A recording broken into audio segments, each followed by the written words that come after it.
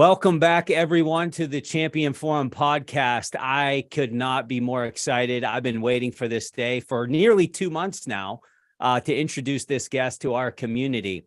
His name precedes him, no question about it. You know of his work, you know of his books, you know of his amazing planner, Michael Hyatt. He's the founder and chairman of Full Focus. He has scaled multiple companies, including a $250 million publishing company with over 750 employees, and his own award-winning goal achievement and coaching company, Full Focus, which maybe you're aware of as well. But through his coaching program for small business owners and the best-selling Full Focus Planner, Michael has helped hundreds of thousands of people reach their biggest goals. He's also the author of several New York Times bestsellers, Wall Street Journal, and USA Today best-selling books. You've probably read a few of them yourself, including Platform, Living Forward, Your Best Year Ever, Free to Focus, The Vision-Driven Leader, and Win at Work and Succeed at Life. Michael ultimately enjoys probably most of his time with his wife of 40 years and 5 daughters and 10 grandchildren. Michael, thanks so much for joining us, and congratulations on the release of the newest book as well. Thanks, Jeff. Great to be with you.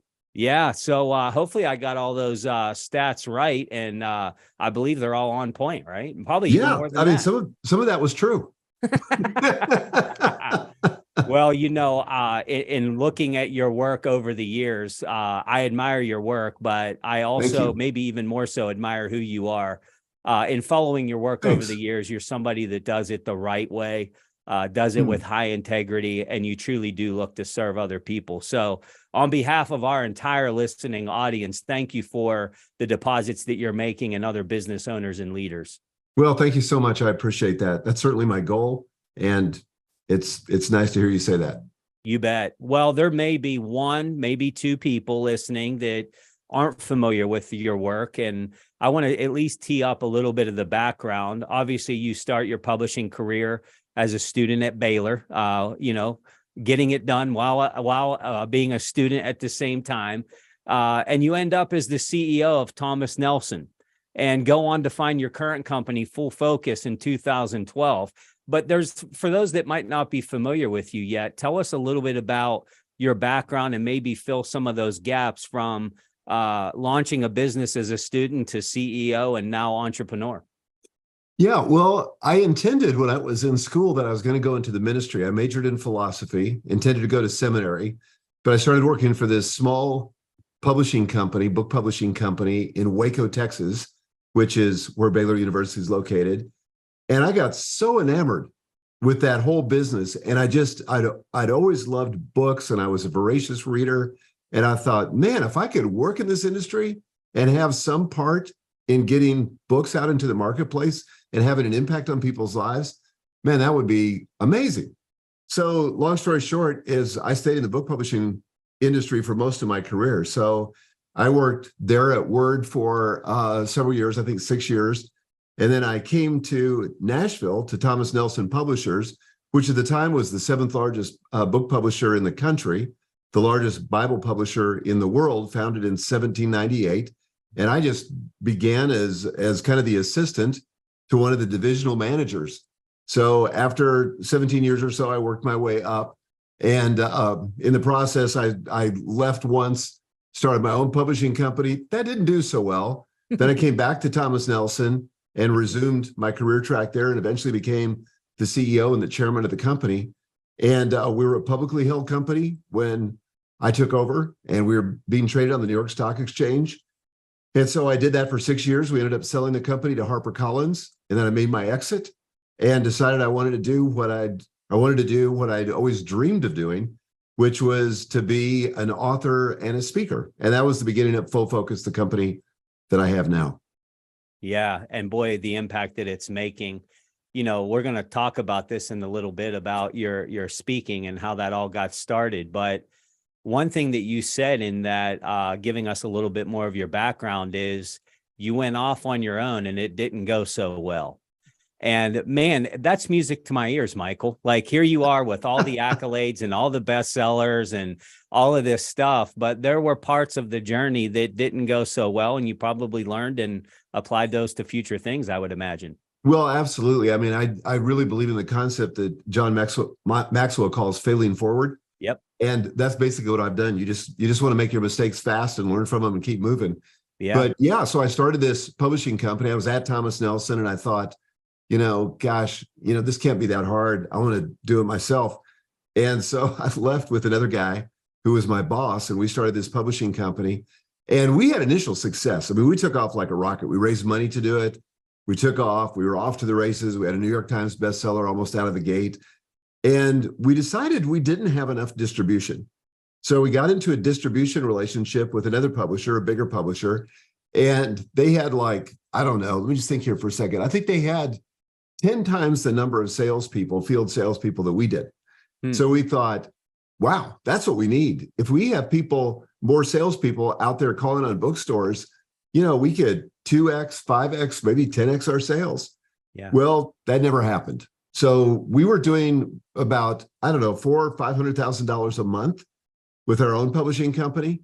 And the first month in the relationship with this big publisher, they delivered $40,000 in sales, which was catastrophic because that wasn't our run rate. And we had a cost structure that was built out to the, $400,000 a month run rate. So they said, no problem. We'll just loan you some money as a sales advance against, we'll get this corrected and it'll be fine. And so the next month, I think they got up to 50,000, and the next month they got up to 60,000. They never got above $60,000 a month, Jeff.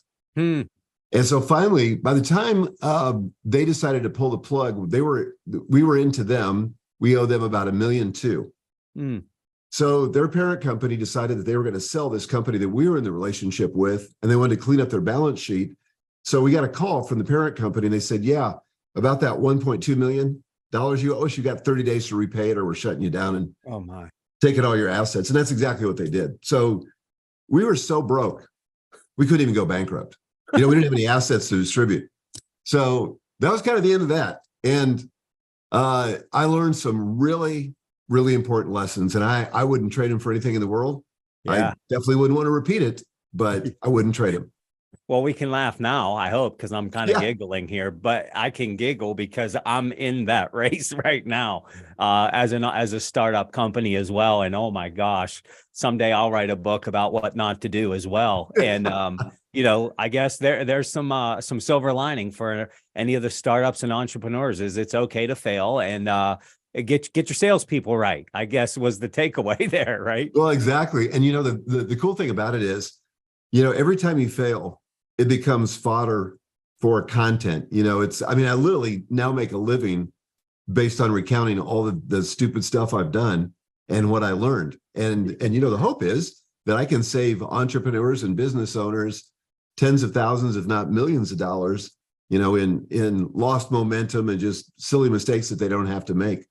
Yeah, I teach sales as well. And it's funny how you can kind of make fun of yourself to help empower other people once you do reach a level of success. And clearly that is your story. So we can laugh about it. And I always play the Tommy Boy clip where he's in the office and he's like, let me tell you why I suck. Right. And I'm like, hey guys, look, I suck too. And I tell them the story about getting kicked out of my first sales call. And you can look back and laugh, but it is in those moments that they're just so valuable. And once you get the wins under your belt, you can look back and laugh. So I'm glad that we could share the chuckle. Yeah, absolutely. And it's not like I just made one mistake. I mean, I've got so many examples as I went through my life, and it's not just in business. It's mistakes with my family, mistakes in other areas. But I think once you can kind of get yourself comfortable with failure and see as a way to grow, then all of a sudden it changes your whole relationship with failure. So it's not something to be avoided at any cost. It's just part of the learning process. And Tony Robbins says, there's no such thing as failure, only feedback. I think that's true. When you fail, that's just the feedback. It's the market or your family or somebody telling you something, and you just have to course correct. Man, there's some tremendous value in that, Michael, that I say this to our team too. And obviously you're in the same camp of let's create a metrics around how often we fail. Because it's like, if you're not failing, I know I'm not saying like, let's burn the bridge. Right. But if we're not failing at a specific cadence, we're probably not taking enough risks and we're probably not innovating. So how often did we fail this month? Let's make sure it doesn't get unhealthy, but I think there is a thing of healthy failure. And I think you're absolutely right that you get to this mindset that you have composure through maturity, through the failure as well. And it can be an amazing tool. So, well, yeah, it really can be. It's just a way to grow in it. And we've been reading as a team. My whole company's been reading The Obstacle is the Way by Ryan Holiday. And it's such a great book because all these things that we encounter are really the way that we move forward. You know, it's just like an airplane. The reason an airplane gets lift is because it has friction, you know, with the air. And it's that resistance from the air that gives the plane the lift. And the same thing is true, you know, with our failures and the obstacles and the challenges we face. Those provide the lift to take us to the next level. yeah, which is a great segue into your latest book. Because you have a library of amazing books, but I like this one. And obviously you're the author, so correct me wherever I need to be corrected. But I really find in everything that you've put out, this book touches on the mind and mindset more than anything that you've ever written. And failure is a mindset. We just talked about that. But I love the subtitle of your book, maybe even more than the title itself. You know, the title is Mind Your Mindset, but then the subtitle, it's the science that shows success starts with your thinking. And I speak a lot about thinking in my community as well and how underrated thinking is. Can you unpack this a little bit, the title, the subtitle, and how did you get to the book?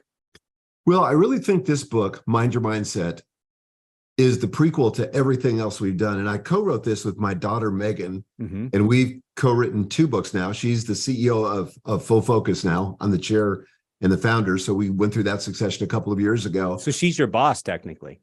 Yeah, absolutely. She really is. She and my wife in different kind of spheres, but regardless. Yeah.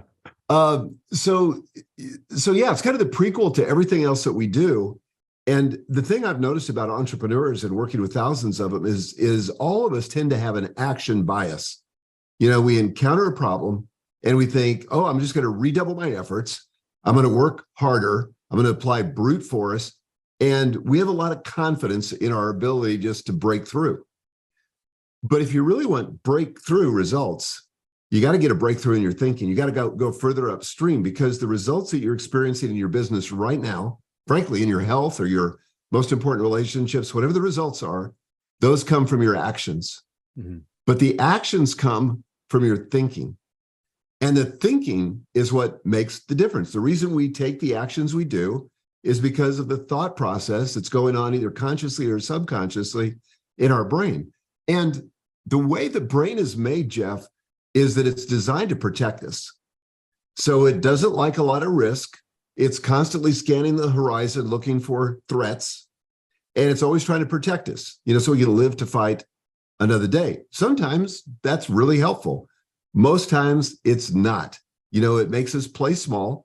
It makes us not take sufficient risk, and it just kind of gets in the way of better actions that lead to better results. Yeah, that is so true. It's like this, as a man thinketh, right? Right. Your actions become, or your thoughts become your actions, and your actions become your results. And you talk a lot about this in the book about mindset, and you talk about how our brain is always telling itself stories. And you have an amazing journey, but what's this look like? How does this work? And how do we manage this? We know it's a thing because we think all day, but what does this look like, and how do we manage it? Well, let me tell you a story. So I have a good friend, Dan Miller. You may have heard of him. Yeah, he'll be on the show soon. Oh, really? Cool. Yeah. So he wrote a book called 48 Days to the Work You Love. And Dan, I heard him speak publicly. He's one of my closest friends, but I heard him speak publicly at the very beginning of our relationship. And he said, you know, I grew up Mennonite. And he said it was this incredibly oppressive environment. Where as kids, we didn't have much freedom. We didn't have really any contact with the outside world. Electronics, television, radio, record players, remember those? They weren't allowed in our home. And so I just felt like I grew up deprived. or I grew up in this amazing close-knit home Hmm. where we weren't distracted, by all these electronics and all the things. We were together as a family. We would spend the evening playing board games or having these great conversations around the table. When our neighbors needed something, they asked and we pitch in. When we needed something, we'd ask and they'd pitch in. So we had this amazing tight-knit community. And that I think that really gave me the best kind of background that I could have had as a child. So two different stories, same fact set. Yeah. And so the thing that we talk about in the very first part of the book is that we're constantly telling ourselves stories. Our brains have to make meaning of the facts that we are experiencing. And so to do that, we tell ourselves stories. Occasionally they're right, but oftentimes they're wrong. Mm-hmm. But we have the choice. And so the first step that we outline in the book, the first step of 3, is to identify that story, to become self-aware enough that we can realize that that story we're telling ourselves is not, quote, the truth. It's a perception. It may be some version of the truth, but we need to feel free to challenge it. But the first thing we got to do is identify it. And we talk about that in that first part of that book, something we call the narrator. Mm-hmm. And, instantly, what that is. It's that voice inside your head. Just like if you're watching a professional football game, there's the announcers, there's what's happening on the field, and then there's the color commentary of somebody telling you what it all means. Well, that's what the narrator does inside of your head. The narrator is constantly telling you what the things you're experiencing mean, and the narrator is not always right. But we can't challenge that till we recognize it's happening. And so that's why the first step is to identify the story that we're telling ourselves. Yeah. And I love how you display the narrator in the book. And I'd like to talk about that a little bit more. And this isn't like you're hearing it for the first time, because I've heard you speak about that you were, and as this sounds silly to even be saying right now, but Michael Hyatt was once scared to death to speak. And I even heard you say once that you even avoided writing books because you knew what that meant. That meant that you were going to have to speak. And this is the narrator, right? Like, That's right. Oh my gosh, what's going to happen? How do we begin to find the narrator, the stories that we're telling ourselves? How do we change that process? Well, I think that's a great question. Anytime you feel stuck, you feel discouraged, you feel overwhelmed, you feel frustrated or angry, the question you have to ask yourself is, what is the story I'm telling myself? Because those stories in the brain, those neural connections, basically connect and secrete hormones and all these other things in your body that creates emotion. And so the emotion just doesn't come out of nowhere. It too is coming out of your thinking. And so the first thing we've got to do is just say, what in this moment where I'm feeling discouraged or overwhelmed, what's the story that I'm telling myself? Mm-hmm. So let me give you the example of speaking. For some reason, I thought that if I would speak publicly, that was an existential threat, that I would cease to exist if I blew it. Now, that wasn't true. It's completely irrational. But as it turns out, most people have an enormous fear of public speaking. Mm-hmm. In fact, Jerry Seinfeld has this bit where he says, statistically, more people are afraid of public speaking than afraid to die, which means they would rather be in the casket than giving the benediction or the obituary at a funeral. Yeah. Because they don't want to speak. Yeah. So it would get so bad for me, Jeff, that when I was asked to speak, I literally couldn't sleep the night before. For days, I would have just overwhelming anxiety. I would be dreading going to speak. And when I would step on the stage, I would be sweating so profoundly that I learned to wear 2 T-shirts just to absorb all the perspiration so I didn't embarrass myself, in front of an audience. And I just thought, oh my God, I'm going to die here. My throat was dry. It felt terrible. And so eventually I thought, wait a second, there's all these other people that are speaking, all these friends of mine that are speaking. They're doing great. How do they think about it? And I finally came to the conclusion that most of what I was experiencing physiologically was adrenaline. Mm-hmm. And adrenaline is a gift from God to make us perform at our peak. Mm. When you have adrenaline, I mean, there's all these stories out there, people do crazy things like lift cars off of people. Yeah. Like they're able to perform at a level that they could never perform without the adrenaline. So what I say to myself now, and here's where I went in, and this brings me to the second step of the model that we give in Mind Your Mindset, the science that shows success starts with your thinking. The second one is to interrogate. So now I need to ask myself the question, challenge the narrator. Am I really going to die if I fall on my face here? Right. No. There may be few people that laugh, and then I'll get up and I'll probably continue. So you got to challenge the story.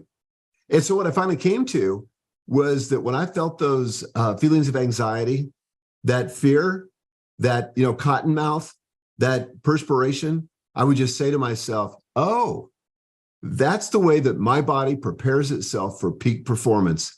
And thank God, because I'm going to kill it. Yes. And so I'd walk out on the stage, standing tall, feeling good, and making peace with that adrenaline because I know it was there to serve me. Yes. Man, that's powerful. That is so powerful. This is this mindset of it's not happening to me, it's happening for me. Yes, I love that too. Right. And changing the narrative in your mind, because it's just as easy to think things are going to go well as if they're going to go bad. It's the same energy, right? And it's kind of funny you have the track record that we can kind of laugh about it, but if you've heard Michael speak, it's kind of unbelievable to think that at one point, this is what he went through. But that should give all of us some great hope that you can push through the barriers. And I love how you lay out the narrator in the book. And obviously you unpack a lot in the book because the narrator is just the first step in changing the way we think. I'd like you to talk a little bit about chapter 9. It's my personal favorite chapter of the entire book. You tell this story about Albert Einstein and how later in his career he became somewhat irrelevant. I don't know if irrelevant's the right word, but let's say stagnant. And it was because he didn't do a great job of being inclusive with his peers and other people. Talk to a little bit about chapter 9 and how we, maybe even as leaders, need to be more inclusive as we're on this journey to mindset and not becoming stagnant. Yeah. So Albert Einstein, of course, he had this amazing breakthrough, E=mc². He wrote his general theory of relativity. He did that in his 20s. It was probably the biggest scientific breakthrough since Newton. And it was actually the last breakthrough that he ever had. And it was in many ways because he was so insular and he just wasn't growth oriented in his mindset. He refused to learn from other people. He refused to engage with other people around some of these ideas. And he just kind of kept to his little fixed mindset and he got stuck in it, had a breakthrough and never got out of it. And so what I think it tells us is that, one of the best ways to challenge our thinking is to get around other people that think differently than we do. This is why diversity is so important. Yeah. Diversity is not important because it's a cool thing to do or, it's the just thing to do, although I believe that's true too. But the more diversity we have in terms of our friendships, the colleagues, the people that we populate our businesses with, the more innovation we're going to get, the more creativity get, because we're going to have a palette, to use the metaphor of an artist, we're going to have more colors to paint with than the person who's kind of going in their own closet with one color to paint with. And that was Einstein. And that's, sadly, why it didn't turn out so well for him. Yeah, and what I loved about it, because you write in the book, and I didn't know this, but he was named Man of the Century by Time. Yeah. And so here you're thinking, like, all the accolades, we know what he was, but the unwritten story about Albert Einstein is how much he left on the table and how much greater he could have been. And this is this positive discontent of, I'm not going to rest on how good I am or what I've done, but I'm going to only rest when I know that I've chased down my potential. And I will tell you, this was an accountability moment for me, chapter 9, which is why it's my favorite. I don't think like a lot of people have this arrogance of I have arrived. Maybe there are some, But I do think sometimes we can get stuck. Mhm. And I will tell you, it motivated me to start reaching out, being more intentional about this, because it can become Groundhog Day a little bit. And you Yep. got to stretch your way of thinking so that you can innovate differently, so that you can be challenged, held accountable to different things. And it does affect mindset because, man, there's a lot of schools of thought out there, and diversity will create the best teams. I think of the Avengers, like my kids love this stuff, the Avengers and the Hulk and all this stuff, Captain America. All of them individually are amazing, but together they're unstoppable. Yes. And this was the miss of Albert Einstein. So I love that piece of it and love the feedback for sure. Well, a contrasting example would probably be Elon Musk.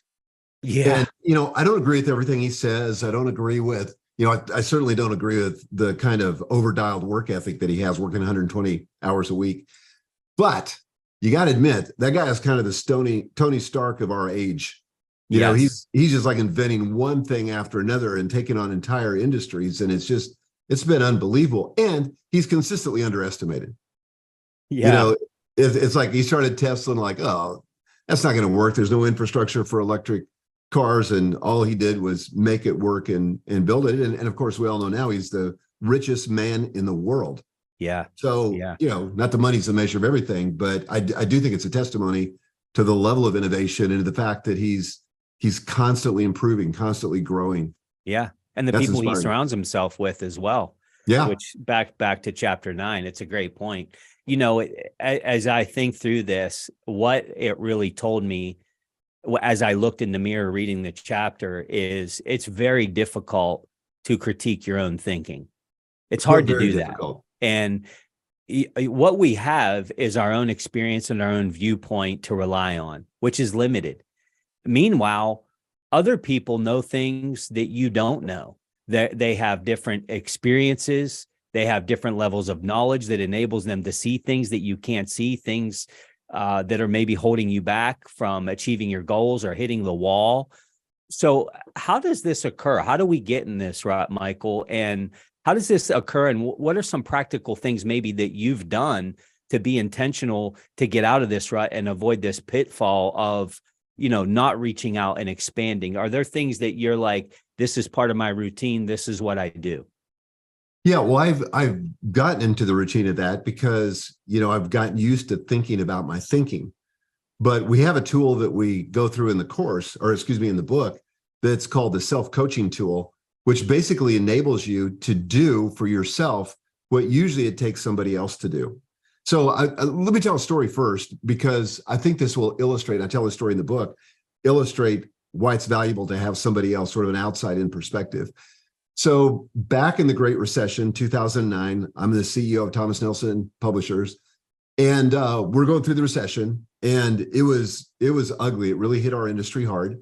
Our sales went down 20% in 12 months. We ended up having to go through 2 rounds of layoffs, and it was brutal.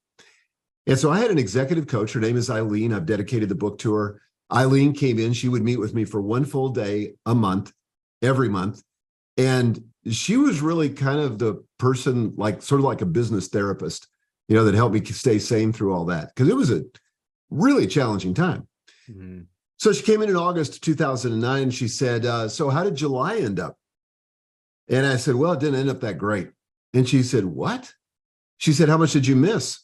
And I said, well, we missed about 10% on the top line, but it got really ugly on the bottom line because our business is pretty volume sensitive. So we, lost money, and it was about 20% off the budget. And so she was like, wow. She said, well, when I was here last month, you were so confident that you were going to meet the budget or exceed it. What happened? So I said to her, well, you may have heard, we're in a recession. And it's affected everything. Consumer confidence, lowest it's ever been. Foot traffic at bookstore retail is really down. People just aren't going to bookstores or not buying books. I said, in addition to the economy, we're going through a digital revolution with the Kindle, and nobody really knows where that's going to go, but that's kind of upended our world. And so now we're having to prepare products for the physical world of publishing and for the digital world of publishing. And I said, if that's not enough, we've got this tsunami, these three things. The third thing is that the marketing that we used to employ and worked doesn't really work anymore in the world of social media. And we're trying to figure out social media, but we don't quite have it figured out. And so the marketing is just not as effective as it used to be. So she paused for a minute and she said, okay. She said, I get that. She said, but what, and this was the question that rocked my world. She said, what was it about your leadership that led to these results? Which honestly made me angry because I felt like she was pinning it all on me. And I said, Eileen, I just told you. I said, this has nothing to do with my leadership. This is all this stuff, the economy. It's the digital revolution. It's social media. And she said, I know, I get that. But what was it about your leadership? And I said, I don't know what else to say. There's nothing about my leadership. So then she said, well, clearly I'm not getting through. She was very direct.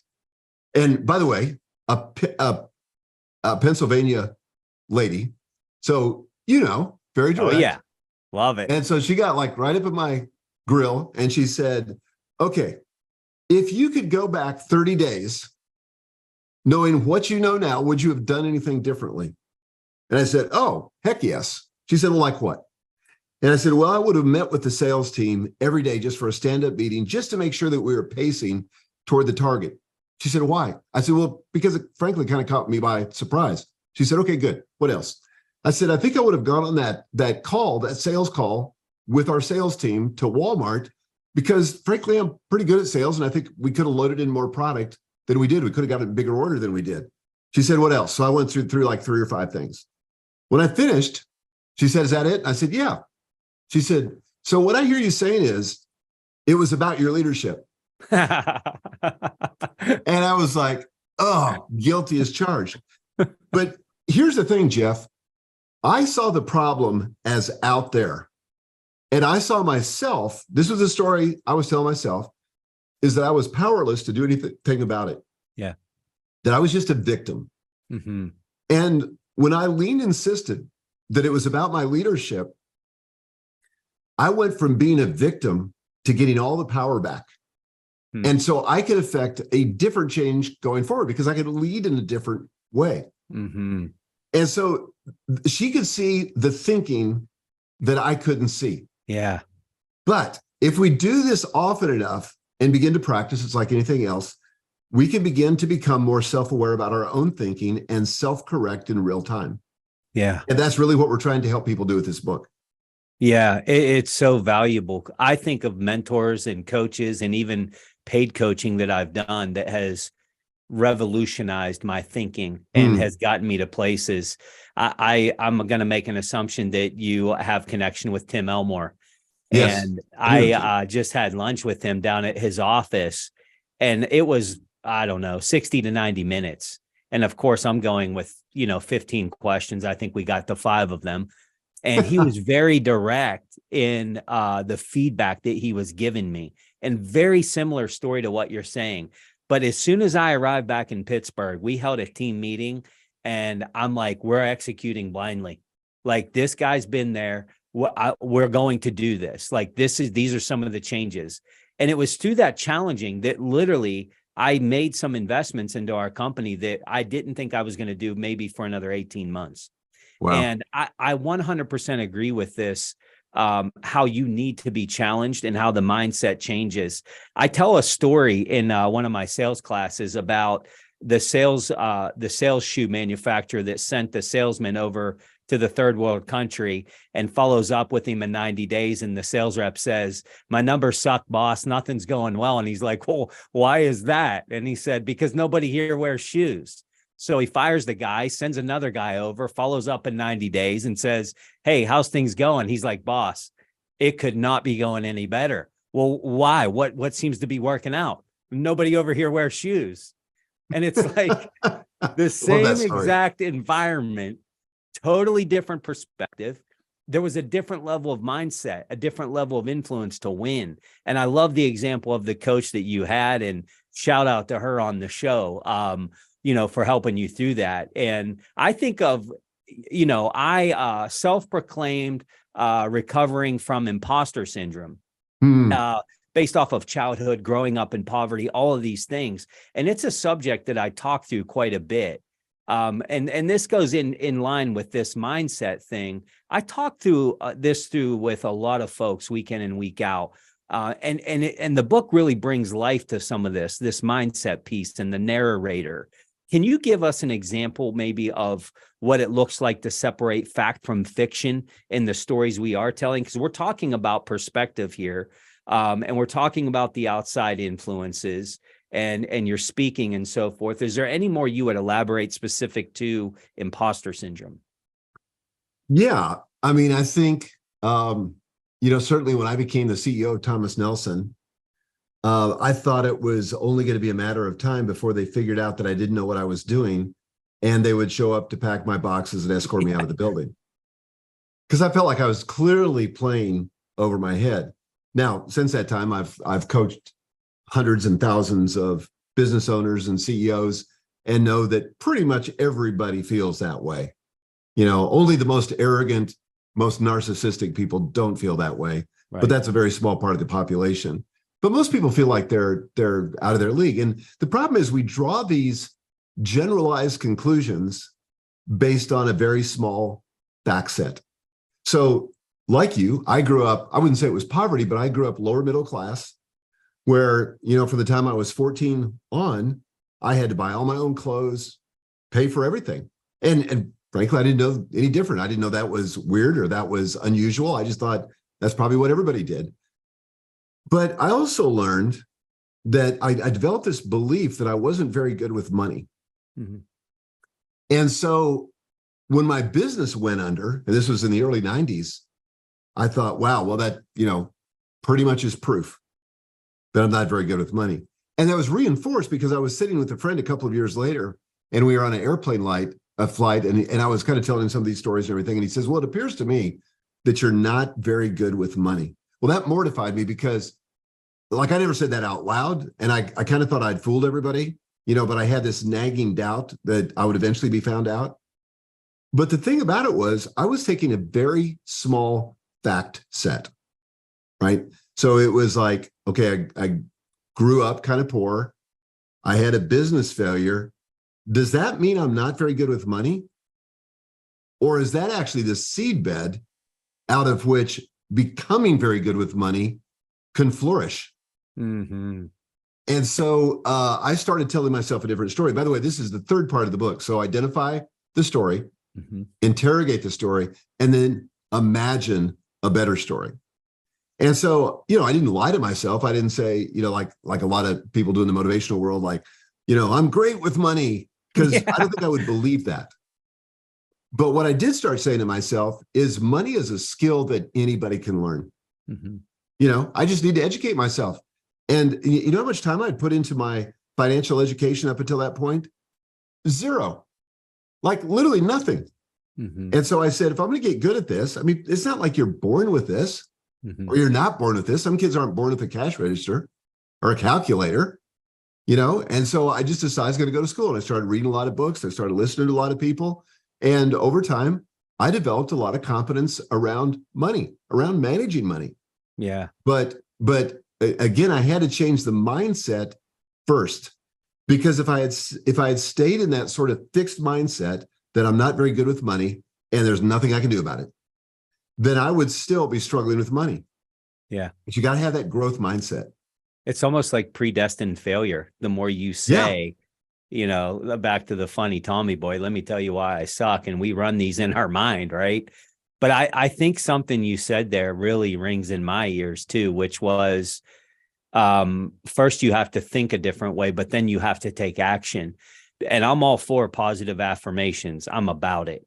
But you could have said, I'm amazing with money until you were blue in the face. It wasn't going to make you amazing at money until you started taking action. That's right. And I love that. I love that piece of the book. And I mean, clearly we can talk about this book until midnight tonight and beyond. But this is a book that people, I believe, should really study. But there was one more piece that I did want to get your thoughts on before we transition.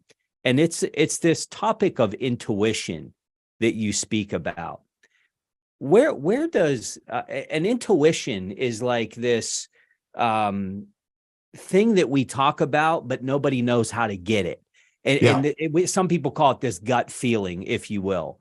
Where does this come from? And how do we know if we can trust our own intuition or gut feeling? How do we get it? Basically, what our brain does is that our brains are very, very good at pattern recognition. And so we see a pattern of behavior or a pattern of events, and we come to a conclusion. And over time, we know that when we see that pattern, that means this. Like, for example, maybe somebody shows up and we're thinking about hiring somebody and they're showing up for an interview, and there's some pattern recognition that starts going on in our brain. You know, the way that person is dressed, the way they comport themselves, the way they're groomed, their personal hygiene, you know, how they represent their accomplishments, how they speak about what they want to do. All of that, we start recognizing patterns, and all intuition is extremely fast pattern recognition. That's what our brains are really good at. That's what keeps us from getting eaten by, you know, a mountain lion, or keeps us, you know, out of trouble, is pattern recognition. You've probably had this experience when you're driving down the street and all of a sudden you're not even paying attention, but your eye catches something sort of out of the corner of your vision. Your brain instantly recognizes that pattern and you slam on the brakes, avoiding a crash. Because in your peripheral vision, you saw a pattern that was a threat, and maybe it was somebody that was about to run a stop sign or a stoplight. So intuition can be enormously valuable to us, but it's not infallible. And sometimes it comes to the wrong conclusion. And it's really dangerous when we rely 100% on intuition. So, for example, somebody might say, oh, I don't need to do the homework. I don't need to do the research. My intuition says I should do this. Well, let's just go for it. Well, intuition works best when it works in conjunction with the executive function of our brain, so that we are looking at data, so that we are doing the research, so that we're measuring twice and cutting once. The intuition is a great thing to look to, and certainly we need to respect it, but it's not the only input. We really need both. So this is a trust but validate scenario. Exactly. Yeah. And I know you talk a lot about interviewing and so forth, like candidates and so on. And I think about that specific thing where I would have a sales manager come to me and say, hey, Hanch, like, I mean, I just have a gut feeling about this candidate. I just really, really like them. And I said, well, we're not just hiring people that we like, help me understand, what is it, you know, where's the substance? And I appreciate that about intuition, because I think it can benefit us. I have found that the more life experience and the more you failed, the greater your intuition gets. Yep. Because my intuition today isn't what it was at 21. And sometimes I think you have to earn the gut feeling. But I do like how you displayed it in the book. And boy, it's an amazing book. And I know I took a lot from it for sure. Do you have time for a speed round, a few questions to get to know Michael Hyatt a little bit more? How about outside of the books that you've written yourself, what book has made the biggest impact on your life? Probably the Bible first. Yeah. Because I find every important story, you know, sort of the prototype or the archetype there. And I love that. I read it every day. Stephen Covey, 7 Habits of Highly Effective People, also hugely impactful for me. Yeah, man, those are two good ones for sure. And I like the order of them as well. If you could have one superpower, what would it be? I think I'd like to fly. Yeah. Yeah, I'm right with you. I think flight, you'd have a significant advantage, but I'm a little bit afraid of heights. But if I was confident enough to fly, maybe I would get over it too, right? I don't know. Well, and it's getting closer and closer, right? I see those guys on YouTube flying around in those jet suits and stuff. Yeah. I'm not quite ready to do that. Yeah. But it's closer than ever. How about the ones on the water where they're on the water with the tube and all that? Like the hoses and all that. Yeah, I might go for that first, because at least it's a little bit of a softer landing.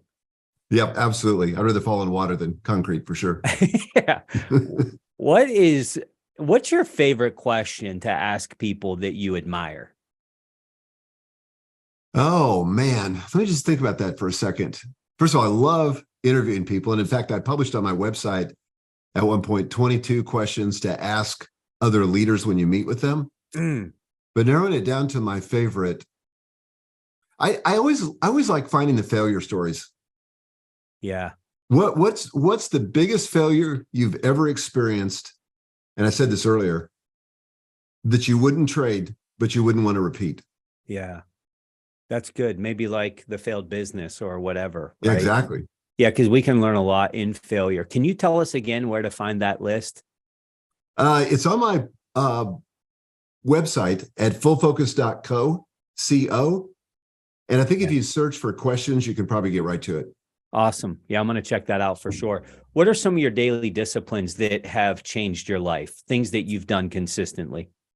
Yeah, I really believe in the idea of daily rituals. And so I have four. I have a morning ritual, then I have a workday startup ritual, workday shutdown ritual, and an evening ritual. The morning ritual is really what sets me up to win. So years ago, decades ago, I said, okay, what are the things that I need to do to put myself in the best position to win the day? And so for me, it looks like this. I get up in the morning, make a cup of coffee, come out to my office, which is just directly behind my house, and I sit down and I pray. And then after I pray, I read the Bible, and then I read something else, and then I journal. And then once I get done with that, then I go exercise for 30 minutes, and then I, shower, have breakfast, and I'm off to my day. So that's pretty much the morning ritual. It's a great routine and consistent. I like asking folks like yourself this next question because you've accomplished so much and you've earned a lot of wisdom along the way. You've consumed a lot of material and data through the years. What are some things that you do to continue learning and not become the Albert Einstein? Like, how do you stretch yourself when you already know so much?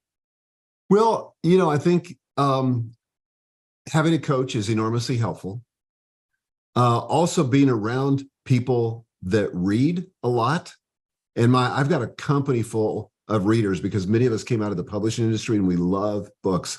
My son-in-law, Joel, is the head of our content team, and nobody reads more than Joel. And Joel is so esoteric on what he knows, and he's got a memory like an elephant. So just being around stimulating people, I think, is critically important. Reading books, taking courses, going to conferences, you've got to have a personal development plan. Otherwise you're going to stagnate. And so I'm trying to do that kind of stuff all the time. It's encouraging to hear. You never stop learning, you never stop stretching and growing, and people are a difference maker for sure. Is there anything that I should have asked you that I didn't, or anything that you would like to add for our listeners? Well, I will tell you the thing that's the most important to my life is my family. And I've been married to my wife, Gail, for 45 years. We have 5 adult daughters. We have 10 grandchildren. But here's the interesting thing is that all 5 of my daughters and their families live within 30 minutes of me. 3 of them live within 5 minutes of me, and all 10 grandkids live within 5 minutes of me. Beautiful. So I feel enormously blessed with that. Family is so important to everything that we do. In fact, we have a lake house about 90 minutes from here, and we're all going down there for the weekend, and I can't wait. Well, I don't want to hold you up, that's for sure. You're not. We're good. But wow. Back to, and I opened with this, Michael, and I mean it. Like, I love the work that you've done. You're literally changing lives out there, but who you are, Thank you. that's the difference maker. And I value that so much. We're going to put a lot of your information and your connections in the show notes, but where can our audience go to connect with you, get a copy of the new book, Mind Your Mindset, get connect with Full Focus and all the amazing things that you're doing? Yeah, the best one-stop place to go is fullfocus.co. Of course, the book's available wherever better books are sold, Amazon and elsewhere.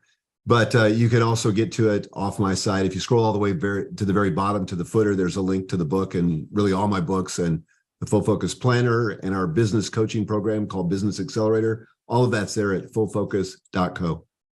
Folks, you do not want to miss that, and don't miss the book. If you're new to Michael Hyatt, which would be rare to think, but if you are, this is game changing. This is the difference maker. You hear me talk all the time about get around people that have been where you want to go. Michael Hyatt, you are the real deal. And thank you again for spending time with us. We really value your time. Thanks, Jeff. I so appreciate you having me on. Of course. And thank you, listeners, for spending time with us today on the show. And until next time, mind your mindset and keep turning that pressure into potential.